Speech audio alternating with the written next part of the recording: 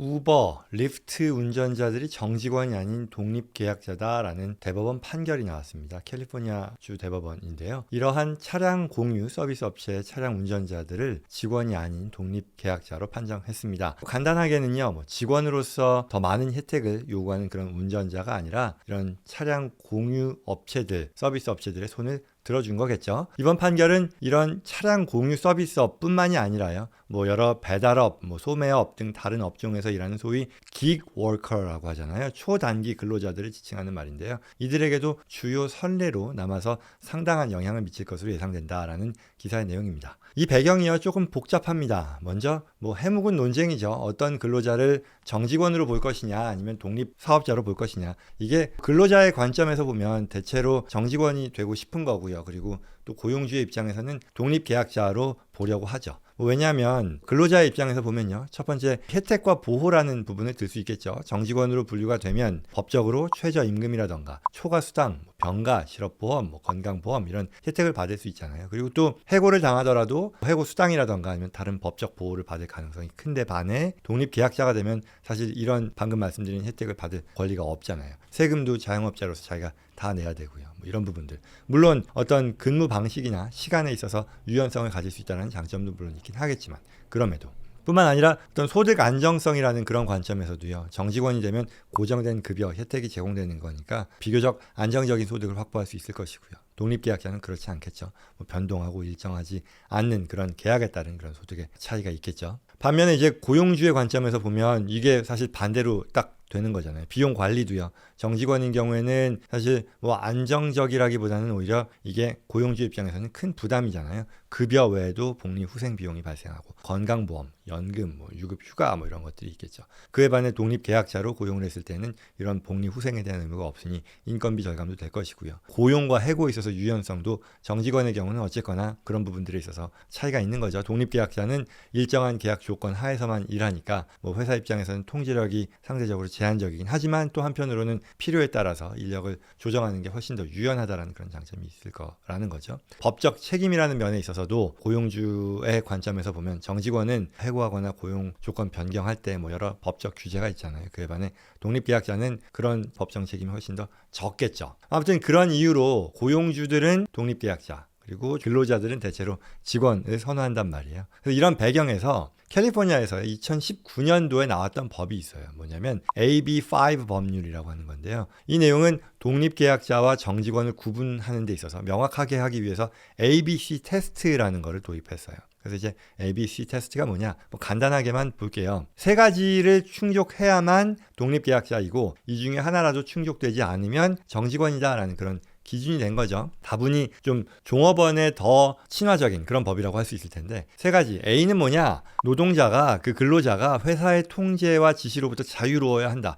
즉, 이 해당 근로자가 일하는 방법이라든가 일정에 있어서 굉장히 독립적인 결정권을 가져야 된다는 그런 요소인 거죠. 그리고 B는 뭐냐? 이 근로자가 수행하는 작업이요. 회사의 주요 사업과 다르거나 독립적이어야 된다는 거예요. 예를 들어서 소프트웨어 개발 회사가 있는데 청소 서비스 용역을 계약한다라고 했을 때 이거는 B 요소를 충족한다는 얘기겠죠. 그리고 C 요소는요. 근로자가 동일한 작업을 수행하는 어떤 별도의 사업체를 독립적으로 운영하고 있어야만 그래야 이제 특정 회사에 종속되지 않았다라고 얘기할 수 있다는 거죠. 그 조건이 C 요소로 들어가는 거예요. 그래서 이 세 가지 ABC를 충족해야만 독립사업자가 되고 충족하지 않으면 정직원으로 간주된다라는 거였었어요. 다분히 앞서 말씀드린 것처럼 근로자 쪽에 좀 더 가까운 그런 법이죠. 정직원으로 되는 거를 근로자들이 일반적으로 더 선호하니까. 아무튼 이 법률에 따르면요. 대부분의 이 승차 공유 서비스 드라이버들은 정직원으로 분류될 가능성이 더 커졌던 거예요. 그래서 이 드라이버들이요. 최저임금, 건강보험, 병가 여러 정직원 혜택을 받을 수 있도록 하겠다라는 그런 취지였던 거죠. 근데 이제 이에 대해서 어떤 법이 나왔었냐면 이 Proposition 22라고 해서요. 주민 발의안 22가 나왔었어요. 내용은 이에 반하는 거였죠. 그러니까 간단하게는 승차 공유, 배달 서비스 드라이버들이 독립사업자 스테이터스를 유지하면서도 최소 수입은 보장해주고 건강보험에 있어서 보조금을 주고 근로 환경에 있어서 보호 등의 혜택을 제공한 거죠. 그러니 AB5 기존 규정을 좀 우회하면서 업계, 그러니까 고용주 측에 더 유연한 그런 고용 구조를 허용하고자 한 그런 취지의 프로포지션, 주민 발의안이라고 볼 수 있겠죠. 그래서 이제 이 우버나 리프트와 같은 그 앱 기반 서비스 업체들은요, 당연히 이 주민 발의안 22를 통과시키기 위해 굉장히 뭐 로비를 많이 했죠. 뭐 실제로 기사에 따르면 2억 5천만 달러를 쏟아부을 만큼 심혈을 기울였고, 그래서 결과적으로는 2020년 11월 달에요, 캘리포니아 유권자 58%가 찬성해서 이 법이 통과가 됐었던 거예요. 그리고 이 배경 하에서 바로 지난주였습니다. 이 캘리포니아 주 대법원이요, 이러한 주민 발의안 22가 위헌이라고 주장하는 이 전미 서비스 노조와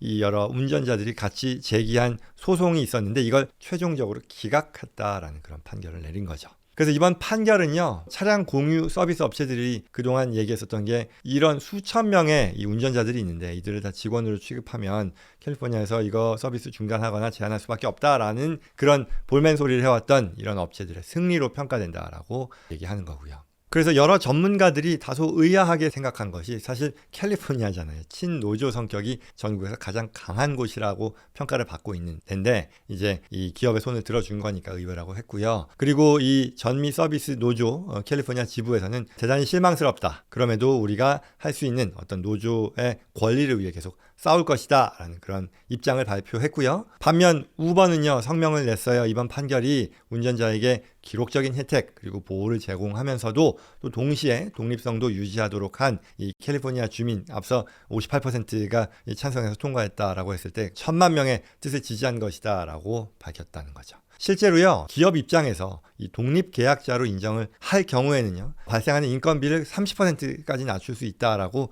분석했습니다. 그래서 공유경제 기업들이 이 주민 발의안 22가 위헌 판결을 받았다라고 하면 서비스 제공 비용을 대폭 올릴 수밖에, 그러니 우버, 리프트 이런 가격이 굉장히 올라갔었을 거다라고 주장했던 거죠. 이번 판결은요, 이 gig worker, 그러니까 그 초단기 근로자들의 지위에 대한 논쟁이 캘리포니아만 있는 건 아니잖아요. 여러 주에서 벌어지고 있는데 여기 타주에도 파장을 미칠 것이다라고 전망된다라는 발표입니다. 물론 뭐 타주가 캘리포니아의 판결을 그대로 수용할지는 모르죠. 미지수입니다. 그럼에도 이러한 판결이 다른 주에서 어떤 유사한 법률을 제정한다거나 기존 법률을 수정하는 데 있어서 어떤 논의를 촉발할 수 있을 거다라는 그런 기사의 분석이에요. 물론 뿐만 아니라 연방정부 차원에서의 논의도 촉발될 수 있다는 거죠. 연방정부는 이러한 주 차원의 판결들을 고려해서요, 연방 차원의 어떤 고용 규제를 재검토하거나 새로운 정책을 도입할 수 있으니까요. 그래서 이 미국 전역에서 뭐 일관된 규제를 만들기 위한 노력을 연방정부 차원에서 또 이제 할 수 있는 거니까,